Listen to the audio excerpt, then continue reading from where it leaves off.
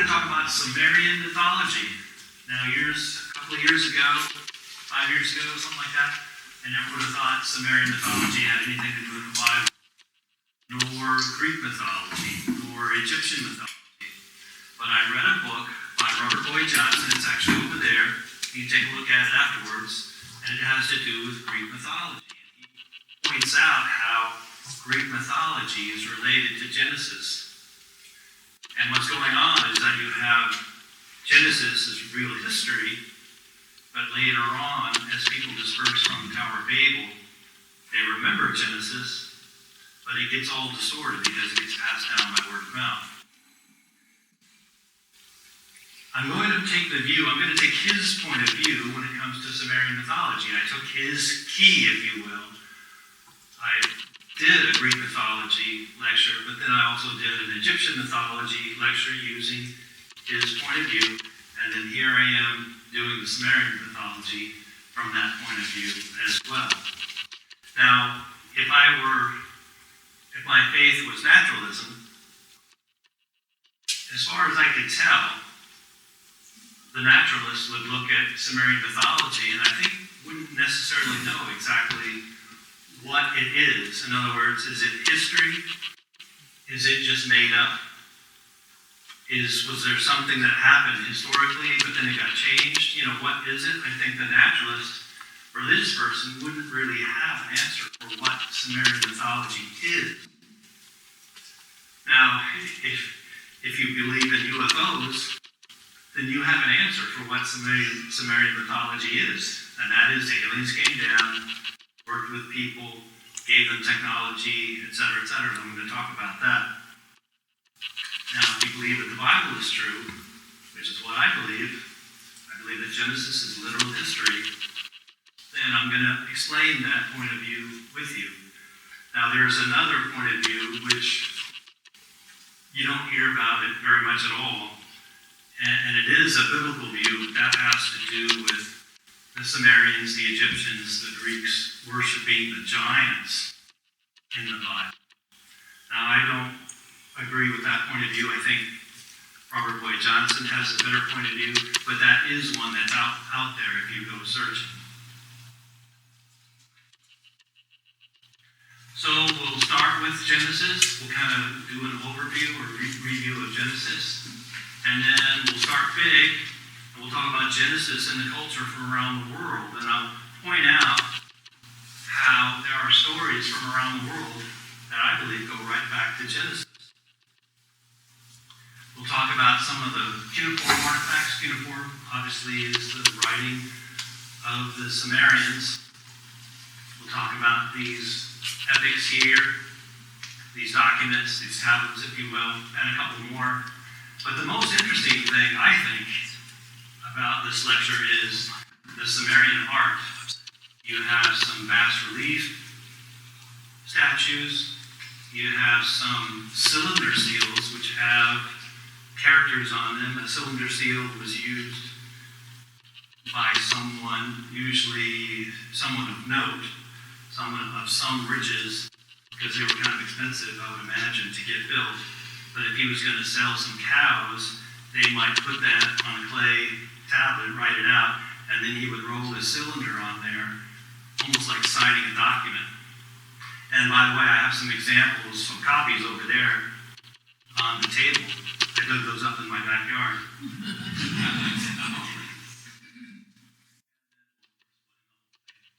So, just to recap, obviously God created the heavens and the earth. The earth was originally formless and void, etc., etc. God created Adam and Eve. Eve was created from the rib of Adam. I'm sure you remember. You have the fall of man, where the serpent tempted Eve. Eve ate from the fruit. Eve gave to Adam, who was right there. So he is also at fault. It's not just Eve's fault, it's both of their fault. And they were then thrown out of the Garden of Eden.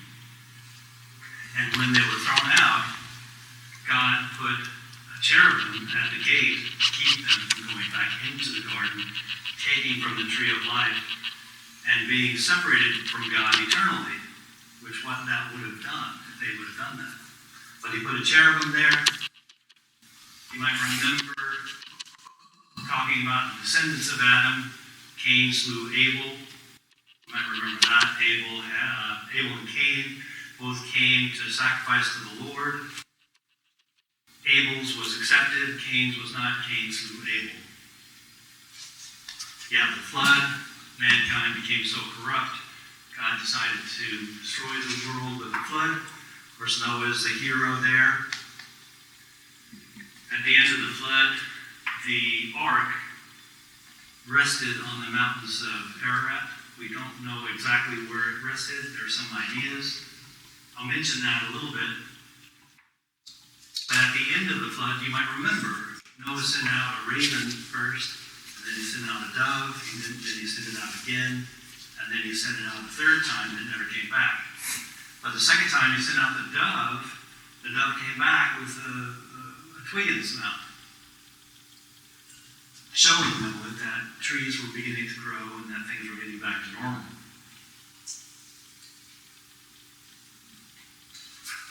And then, of course, we have the Tower of Babel, where the languages were confused. Now, that is what I call early Genesis. After the Tower of Babel, in my opinion, you have the different family groups going away from the Tower of Babel, and they each had their own language. Some of them went to form Sumer, some of them went to form Greece, some of them went to Egypt. The rest of them went through all over the world.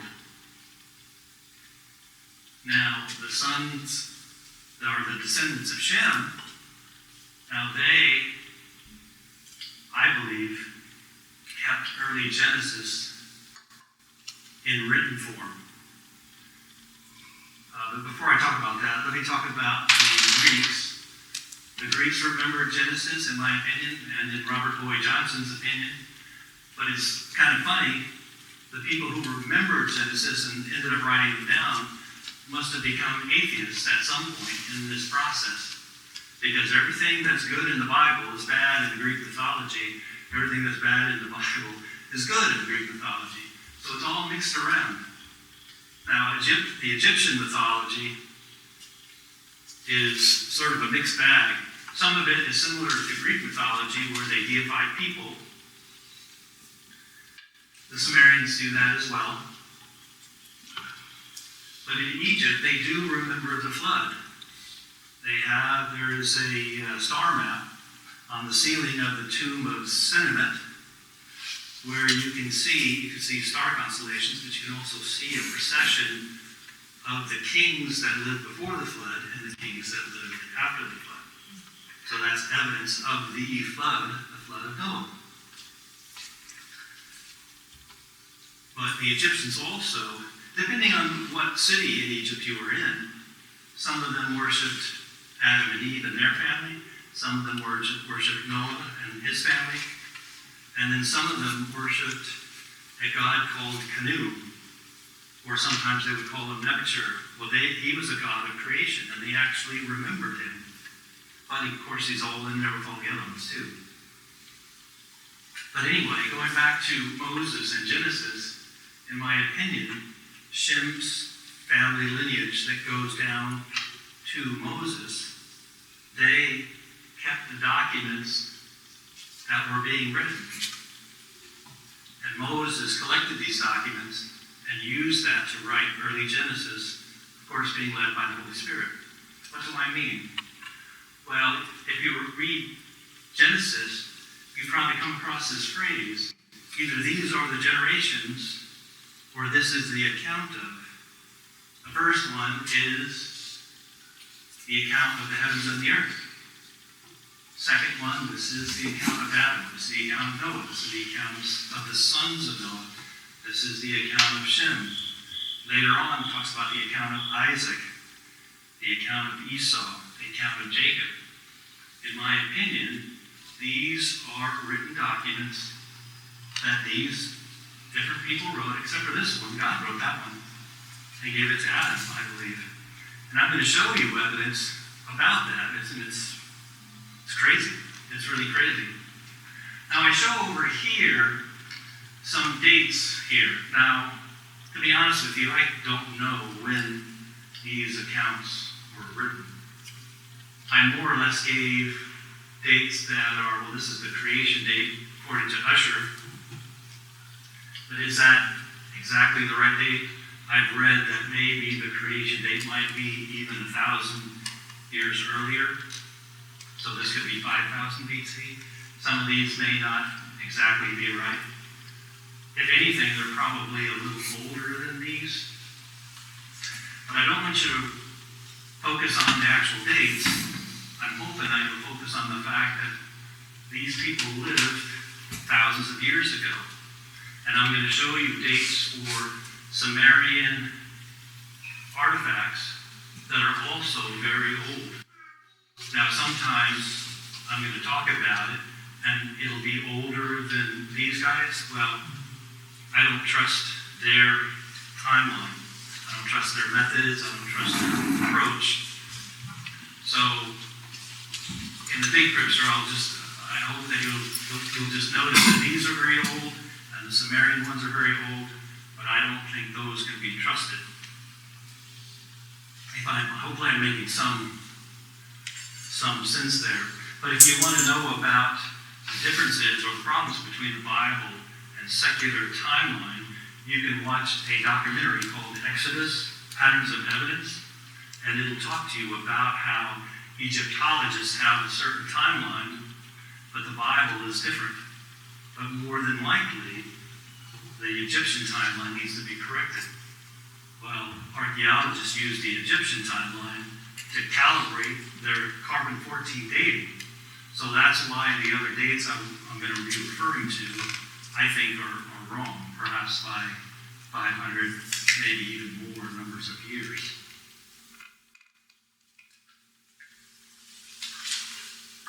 If we were to search the whole world, we'd find all kinds of stories, in my opinion, that go back to Noah. Now, on my mother's side, we're Welsh. So, up here you have Wales here, they have the Lake of Lluwian. And the Welsh story is that Dwyfan and Dwyfach, during the flood, they escaped in a mashless ship with animals with them. And they landed on Britain, and they repopulated the world. Well, that's their story, handed down by word of mouth. What's also very interesting is the Welsh language is called Gomerag. Gomer was Noah's great-grandson. So here you have a tie-in between the Welsh and Noah and his family who landed in this area here. Lenape, I think, if you look at their mythology, they had, for instance, they had a creator god. And they remembered a time when everything was good. They have a tree in their mythology. The history of Genesis also has a tree of life, a tree of knowledge, of good and evil. Another interesting one I think of is the Chinese. If you look at ancient Chinese characters, they show hints of early Genesis. For instance, that character right there, it's a character for a vessel, like a boat. And it consists of three smaller characters. One is for a vessel, the other is for a person, and the other is for the number 8. Of course, we all know there were 8 people on the Ark of Noah. We'll actually see that number 8 again.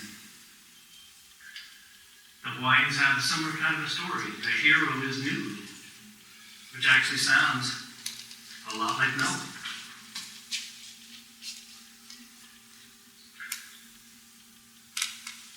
As we look at all these stories from around the world, there are over 270 of them, just the flood stories, over 270 of them. There are also creator stories, like Viracocha here in South America. But it makes sense that all the people around the world, or a lot of people from around the world, would remember early Genesis as part of their history. Why is that? It's because all of them, all their ancestors came from this area of the Middle East. They came from the area of Sumer, pretty much. This area here, the Fertile Crescent. The ark rested somewhere up in this area. I'm going to talk about a place called Gobekli Tepe in a few minutes. It was around in here somewhere. It's a very ancient megalithic site. Samaria is here. The plain of Shinar is up in here. It's actually part of the same plain. But remember, Noah and his family came out of the ark. They came into the plain of Shinar. You have Ur here. Ur's where Abraham comes from. First you have Israel, you got Egypt, you got Turkey, you got Greece over here, sort of off screen.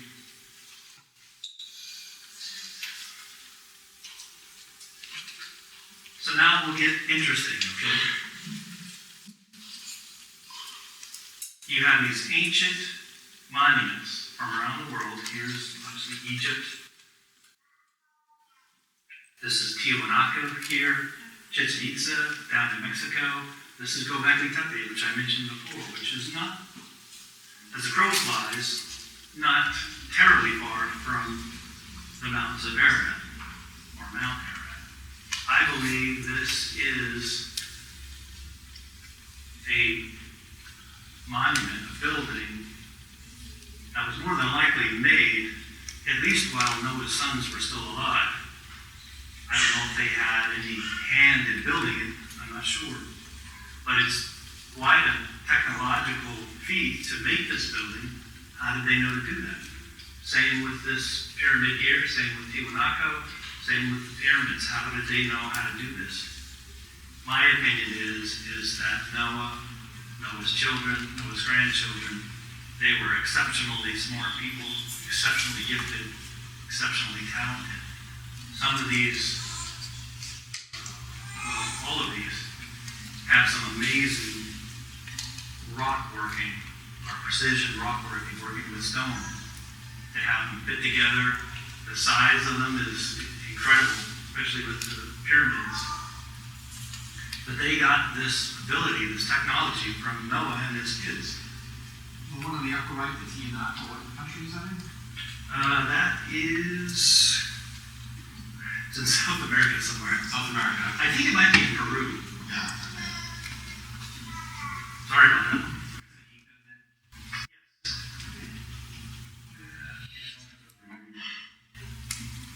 But anyway, if you talk to a ufologist, they're like, hey, this is all easily understood. You have aliens helping people. Well, I don't believe that point of view. It's interesting. Oh, by the way, this is an Anunnaki, a Sumerian statue here. In my opinion, and I'm going to hopefully show some evidence for this, this is the Sumerians' remembrance of what a cherubim looks like. Cherubim have wings, so does this guy. But I'll talk about that a little bit more. As you look at, especially over in South America, these are from Tiwanaku. This is, I believe, part of the Pumapunku, which is a temple complex. Here's another gate from the same Tiwanaku site. This here, this is in Peru, and it's called the Gate of the Gods. But some people think it might be a stargate. Even though here when you look at it, if you go in that gate, you're just going to run into the wall. But there's this thinking that maybe at some point in time, aliens use this as a stargate. You would walk in there and you would be transported somewhere through a wormhole or something. But these stoneworks is quite exquisite and of high precision. Speaking of aliens, these figurines come from Sumer. They come from a place called, or a region called Ubaid, which is in the southern Sumer. And obviously, as you can see, they're alien looking. What are they? What do they represent? Are they really aliens? Well, I'm going to tell you what I think. You can accept it, whatever. But in Egyptian mythology, And of course we had the Anunnaki here. That's the Sumerian name, the cherubim. You can see here it's got an eagle's head and a human body. In my opinion, these statues are Adam and Eve. If you remember, Adam and Eve, if you will, obeyed the serpent and took from the tree of the knowledge of good and evil, which made them as wise as serpents. Here you can see the scales that they have. Scales you can see here. Now in Greek mythology, Eve was also known as Hera. She is the goddess of motherhood. So I believe that that's what this is showing. This is Eve. She is the goddess of motherhood. Now you see this guy, Adam, I'm going to call him Adam. He's got looks like a stick there. What is that? Also, you've probably already noticed they're naked. Why are they naked? They're naked because they're associated with the Garden of Eden, where Adam and Eve were naked. Anyway, back to the stick here. I believe that this is the scripture that God wrote and gave to Adam. And he said, this is yours. Take care of it. Pass it down to your children. Write your own history and give those to your children, who then give them to their children. It gets to Noah. It gets all the way down to Moses. That's what I think that is. Now I'm going to provide some more evidence for that. Say, Nathan, Yes. what does seculars say about those things? Do they think they're scales also? That's the only thing I've read about them, is that these probably symbolize a scaly skin. I mean, they're not all over them, but they're up here. Obviously, their heads are serpentine. And Eve here has a beehive haircut. Pretty fashionable, I think. Well, if you want to know more about aliens and what they really are, I'd recommend Harry Bates's book called UFOs, or Alien Intrusion, excuse me. It's also out in video as well, if you want to see that. That's all I'm going to talk about as far as aliens go, I think.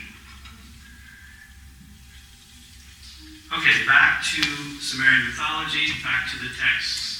This is a table that I believe shows how similar these texts are. You've got the biblical text here in the middle.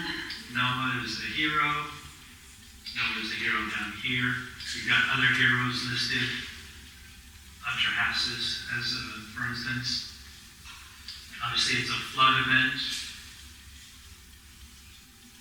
They each have kind of a God involved with saving mankind. You have a time involved. Now it's interesting how, and this happens in other mythologies as well. In my opinion, you literally have the days of creation being mixed up with how long the flood was. Only the Bible records the flood accurately as far as how long it was. The rest of them say, oh, it was 7 days. But of course, 7 days has to do with the 7 days of creation, right? But somehow, through the passage of time, it got mixed up, and the flood is now 7 days long. You had birds at the end, I mentioned that. The dove and the twig. There was a sacrifice at the end. And this guy, Atrahasis,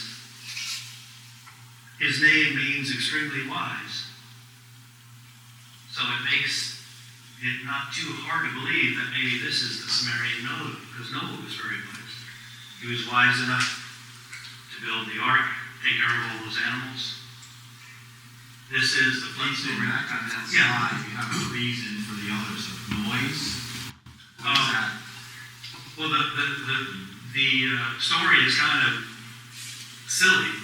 People were making too much noise, so one of the gods said, oh, I'm going to wipe out all these people, they're making too much noise. So it's kind of capricious, you know. Right. But But that's how the mythology is. It's if you try and read it, it's discombobulated. It's almost like they threw sentences together. Here is an example of what a tablet would look like from the British Museum. This has a creation story in it, and a later version has a blood story in it as well, from the Epic of Gilgamesh. Now what's interesting, that guy, Atrahasis, he's thought to be related to the members of the Sumerian king list, perhaps either Ubaratutu or Shuruppak. Here's a picture of the Sumerian king list. And to me, this is an amazing document. How many people here have heard of the Sumerian king list? Only 3 people. 3 people. This is an amazing document. And we should be hearing about this on Nat Geo and science class and history class. All of us should know about this. But I think the world doesn't want you to know. Because this is a direct, in my opinion, this is a direct correlation, direct proof that the Bible is true. Because you have the pre-flood kings, and then you have the post-flood kings. You have the same cities being named, cities that are also mentioned in the Bible, other cities that we've dug at, archaeologists have dug at. Nineveh being one of them. Jonah went to preach to the Ninevites. Abraham came from Ur, Babylon, where the tower is. There's another creation story called the Enuma Elish. It's on 7 tablets. And it starts out actually rather similarly to Genesis 1:1. It says, when above the heavens did not yet exist, nor the earth below. Which is true in Genesis 1:1. In the beginning God created the heavens and the earth. So before that there was no heavens and the earth. And there was no land in the Enuma Elish, there was no land. Not even, it says here, not even a reed marsh. So there wasn't even a swamp. It came later.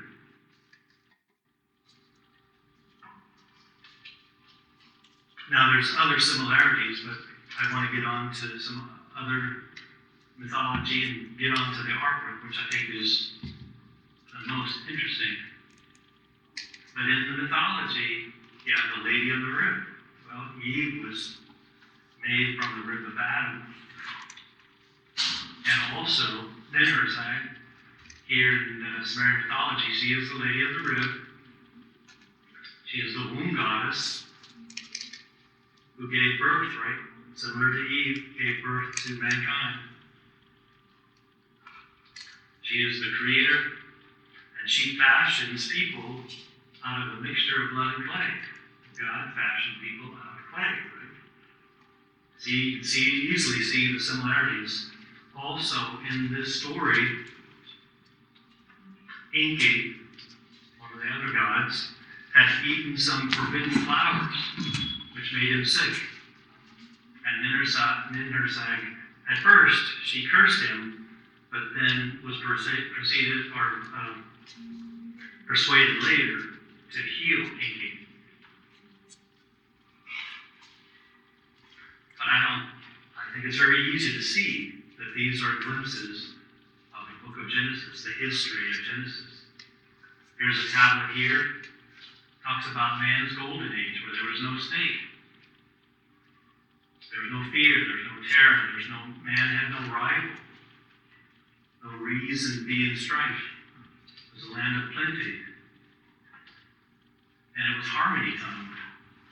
In other words, everybody in one language gave praise to Him in unison. What does that sound like? It sounds just like the book of Genesis.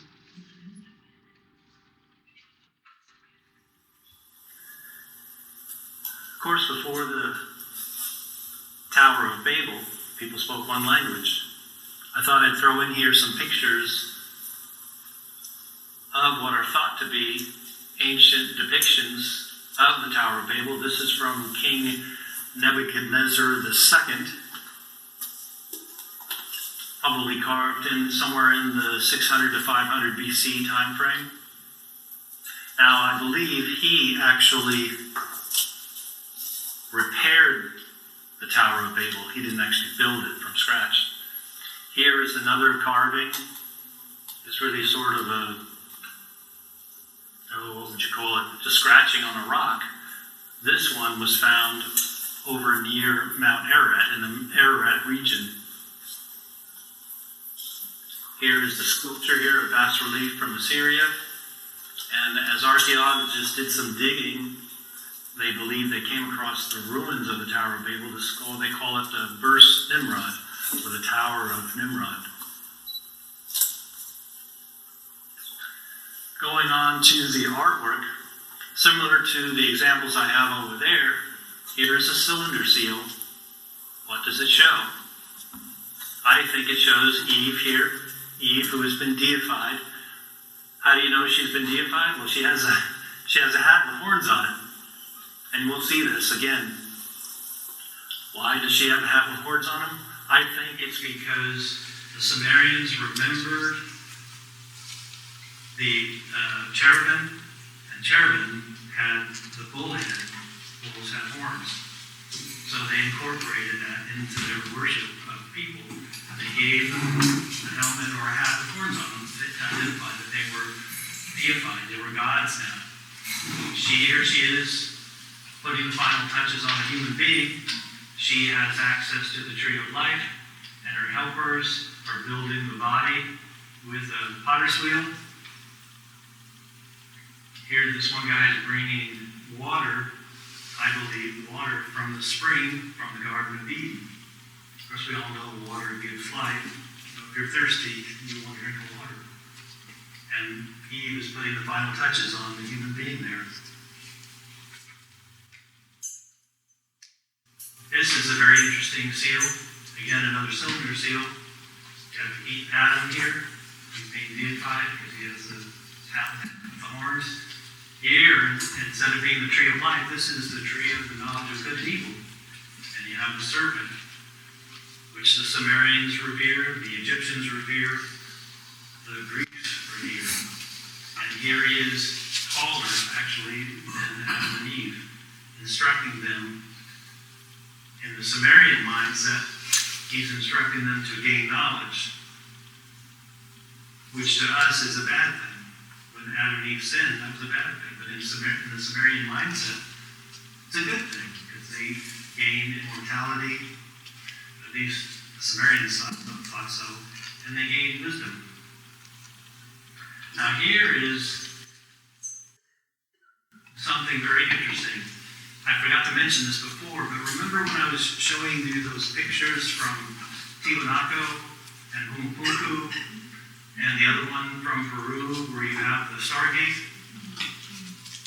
This is where I think the idea of a stargate comes from. So bear with me here. This is Noah. He is deified because he has a helmet with horns on it. This is a cherubim. This is a cherubim. And this is either one of Noah's sons, who's also deified, or possibly it's Noah in the New World. What is this showing? This is showing that Noah, who came from the old world through the flood, you can see the water motif here. He came from the flood, from the old world, into the new world. So perhaps that's in there, or perhaps that's his son. You'll notice one interesting thing here. He's standing on something here that has 3 levels to it. The Ark of Noah had 3 levels. I believe that the Sumerians remembered that. Also, the cherubim here, now the Sumerians are showing the cherubim here naked. I think that goes back to the fact that Adam and Eve were naked in the garden. So that associates these 2 guys with the Garden of Eden. And here you have something that's from the distant past being smushed into the story of Noah. Here they are holding the gates, and Noah is coming through the water, saving mankind, bringing mankind into the new world. Nathan, what do secular archaeologists, how would they interpret that? I like your explanation. It seems very sensible to me. Well, What would they say? they would say Hasasidra and Isduar were doing something. I mean, I honestly don't know. I mean, it might be, they might think this is Enki or Enlil or some of these other people. But, I mean, they do have their explanations for it. I just don't remember what they are. Okay, just curious. Yeah. I think one of the reasons why I try not to mess with what they're saying is because, like I said, it's very confusing. For instance, the Noatian figure in one seal might be called Enki, in another seal he might be called Shamash, the sun god.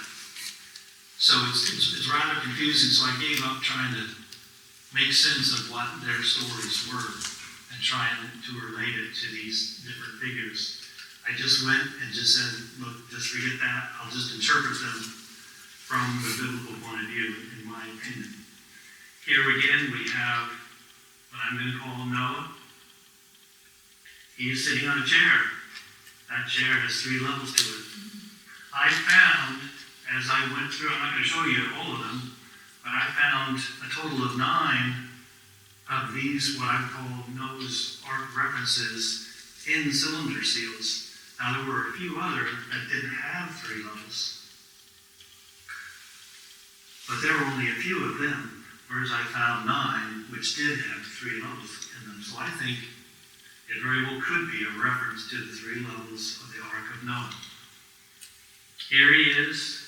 Noah is a wise man. He is, well, the Sumerians deified him. He's got horns on his head. This is probably one of his sons, who is also deified. He is providing a plow to his son, and to this guy might represent just average people. He's providing the plow. He also provided the planter. That's what this is here. Now, the ufologists look at this up here and they say, oh, look, it's the sun, and it's the planets that we have in our solar system, plus Nibiru. Well, the problem with that interpretation is that this symbol, which does kind of look like a sun, it's actually the Sumerian symbol for a star. And this would be a star constellation. Now, I don't know which constellation it is, but this star constellation would have been associated, I believe, with this god, or possibly this god here. But you can also see a kind of a motif. You'll see this again. These kind of look like waves down here. Again, I think this confirms that this is Noah. Speaking of Noah, I think we have another one here, which has, I think, a lot of references to the flood. You have water motif here, water motif here. Noah here has the horns on his head. This guy has horns on his head. Again, this guy is probably one of Noah's sons. He also has the waves on his clothing. Now you'll see him sitting on a box here with animals in it. What was a big box that had animals in it? Noah's Ark. So again, in my opinion, I think you have different confirmations that this represents Noah's Ark. This represents Noah. You'll see the sun here. This is the symbol of the sun. And you got these 2 guys bringing it down here to this altar. During the flood, my theory on this, you can take it or leave it, is that during the flood, the sun would have been, or the clouds would have obscured the sun for at least the whole year of the flood, probably even afterwards, because after the flood, the earth was hotter, there was a lot of cloud cover, there was a lot of rain and snow afterwards, it's believed by creationists. And that's what triggered the Ice Age, which came after the flood. The trigger of the Ice Age was the flood. A lot of precipitation, snow falling in the north, that snow getting bigger and bigger, causing the whole earth to go into an Ice Age. But anyway, I believe that this is showing that it is Noah that brought the sun back. Because after a while, the sun would come back. Here, I think, again, is the scroll. This is Noah's scrolls, this is Adam's scroll, this is the account of the universe that Noah is giving to his children, who are giving that to the rest of the world. Now the circle, I'm not really sure what that might be. My guess is that maybe it represents the old world. This is the knowledge of the old world that he's providing to his children and to mankind. In my other lecture, I talk about Noah and his family and some of the megaliths that I believe they built early on after the flood. One of those megaliths, well, actually the other one is two, but one of them has a lot to do with what I would call the calendar. So it is Noah who built that megalith. The Sumerians knew it, and that is why you have the picture of the star here, the picture of the sun, the picture of the moon. Because Noah knew how to map them. Noah knew the cycles of them. Noah knew how to redevelop the calendar after the flood. Nate, Yes? how large are these rollers or seals? Well, the seals are that size over there. They're very small. They're actually very small. Now, this steelhead, I think, is bigger. I'm not sure, but probably about the size of that book over there. Maybe a little bit bigger. Now, I'll show you a carving at the end, which is probably about the size of, a couple of these panels put together. Yes? If you go back to the previous slide, is that writing? This is writing up here, writing here, and here. That's correct. Have they translated it? It is, they did translate it. However, the writing, I don't remember exactly what it said, but the writing doesn't describe what's in the picture. Otherwise, I would have made a note to remember what it says. But the writing is more like, I'm King so-and-so. I built a house of worship. I'm the king of the city, and so on and so forth. So it's not really describing the picture. I would have hoped that they would have. In fact, the cylinder seals, I would have hoped, because there's writing on them too, I would have hoped that those also describe the picture, but they don't. They usually have to do with the person who owns the seal and what his title is and that sort of thing. This is Greater Ararat on the left. This is Lesser Ararat on the right. There are plenty of people who believe that the ark is actually on Mount Ararat, the Greater Ararat. But there are other locations that are sort of in the mix. There's one called Uruk-Nar, which is nearby. There's another one which is in northern Iraq. I don't remember the name of the mountain, but it's not as popular as these two, either the ark being here on Mount Ararat or at Uruk-Nar, which is nearby. But I thought that it was amazing because here you have twin mountains, and you see this motif not only in Egyptian mythology, but you see it in Sumerian mythology. Here you have two mountains. Here you see the water, the waves of water here. In my opinion, that's how I'm interpreting it. And this panel tells the story, in my opinion. And again, you have sort of the smashing together of the Ark of Noah, or Noah's flood, plus there's elements of creation here as well. But this is the pre-flood world. It's a world of violence. Here's an animal about ready to fight. In my opinion, this could very well be Noah in the pre-flood world. He's got a bow and arrow. It's like he might have a club here or a sword so he can defend himself. He had something in his hand. I'm not sure what that is. I suppose it could be a scroll like he had before. But this is the pre-flood world. Then you have the two mountains that I showed you before. And you have Noah coming out from between them. Here he is carrying his saw. He's carrying his saw because he built the ark to save mankind through the flood. Here you have the cherubim. He's giving Noah some fruit from the tree of the tree of life, because Noah is a god to the Sumerians. You see, you have the cherubim here. Oh, by the way, everybody has horns on their head, so they're all gods.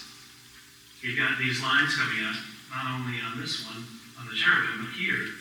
Well, when I show you the description of the cherubim, they gleamed like bronze, so they were shining. So perhaps that's what that indicates. Here you have, if you will, the process of the flood, or the end of the flood. You have Noah, who is associated with the water, associated with the fish, and he sent out the bird, right? And the dove came back with a twig in its mouth. I don't know if that looks like a dove or not, but either way, they remembered that Noah sent out a bird and it came back with a twig in its mouth. This could either be a reference to Noah sacrificing after the flood, or it could just be a reference to Noah saving the animals on the ark. And here we have Noah in the new world, I guess you could say living in peace. And you'll see an interesting thing about these guys. They have two heads. One's facing one way, the other one's facing the other way. This shows, in my opinion, that this is Noah, the man of transition. He was the one who went from the old world, brought mankind into the new world. And here he is looking towards the future, helping mankind, if you will.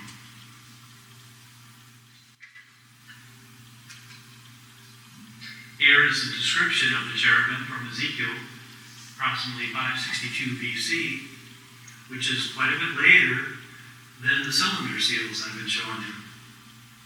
So again, it begs the question, how did the Sumerians know what a cherubim looked like? They had 4 wings, they gleamed, they had 4 heads, or depending on which way they were facing, they had 4 faces, I should say. Man, bull, lion, eagle. Here's a sketch of that description from Ezekiel. Here you can see the faces, the eagle, the lion, the bull, person, 4 wings. Here's the lamassu. In my opinion, the lamassu, which the Sumerians would put at the entrance to their cities, to guard the city. In my opinion, this is their remembrance of a cherubim. Same here, I showed this picture before. Here he's got an eagle's head. Here he's got a human head.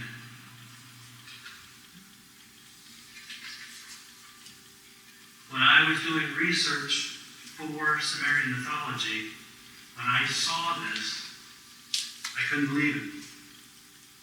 I just could not believe it.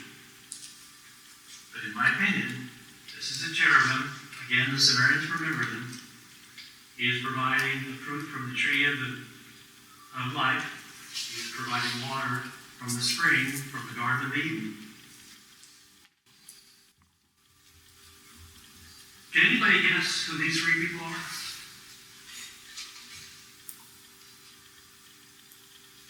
This is Abel, who brought the living sacrifice. This is Cain, who brought the vegetable sacrifice, the plant sacrifice. This is Adam. He has a staff, which represents the fact that he's a person of authority. And here he is, in my opinion, again, with the Word of God. And the Sumerians remembered that. This is the Word of God that God gave to Adam, for Adam to keep, to write his own, and to provide to future generations. When I saw this, I just could not believe it. Well, I think I've gone on pretty long. But I thought this was a fascinating subject. Of course, all the mythologies are fascinating.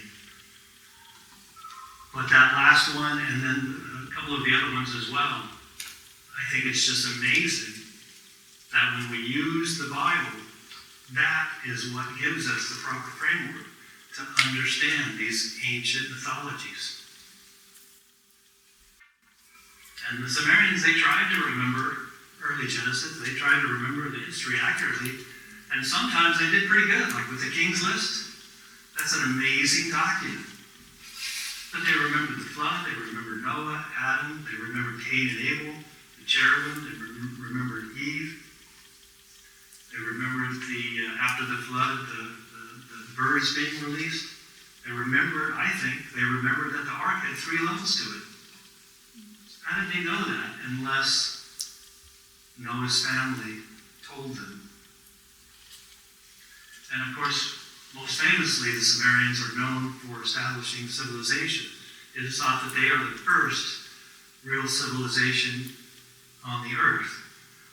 That's not necessarily true, but still, they go way back in time. And I think, once again, like the other mythologies, they show that it is the Bible that's true, and we can trust it. And I hope that you have trusted it with your salvation and with your eternity, because I believe the Bible is true from beginning to end.